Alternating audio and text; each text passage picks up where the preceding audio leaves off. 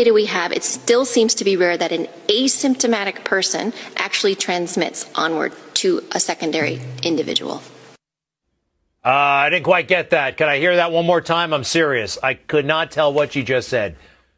From the data we have, it still seems to be rare that an asymptomatic person actually transmits onward to a secondary individual. Still didn't quite get that, but Dr. Samadi went to medical school. He's been listening to doctors all of his life. Doctor, I believe the headline from the World Health Organization is asymptomatic people are not infectious. They're not going to spread the disease. Is that what the WHO is saying? Yes, that's correct, Greg. Look, you and I have been going at this since February of this year. We've covered more than hundreds of these segments on Newsmax TV. The most important segment about what we're going to be talking about COVID is probably tonight, because they're taking a 360-degree turn, and WHO is announcing, and this is a big news, that asymptomatic people out there are not contagious. Remember, because we didn't know who would be passing this virus or not, we made everybody do something called social distancing. This is a new word that you've heard of it, and it came to our life a few months ago. We made everybody across the board to wear masks. At the beginning, we said if you have symptoms, you wear the mask to protect others, and then we gave in because CDC and everybody kept changing back and forth.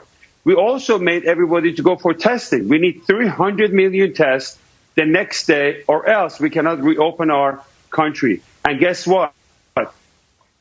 This thing this is very important. It's a breaking news that if you are not symptomatic and you don't have any symptoms of fever, chills, shortness of breath, or any of those symptoms we've spoken about, the risk of passing it on to other people and being contagious is very rare. And studies like this comes from a very accurate tracing in countries like Singapore, contact tracing, and it's too bad that these researchers are not, the papers are not making it to Lancet, and mainstream media is not covering to the extent. This is probably one of the biggest news that we've had since coronavirus outbreak. It's good news. That means really we can visit people that we weren't able to visit. You know, you didn't want to go around somebody of a certain age because you could be carrying it without knowing it. This is good stuff. Thank you for that, Doctor. Greg, the big thing is that the panic and hysteria is out the door. We can reopen our America. 40 million people have lost their job as a result of this scientific data that was wrong.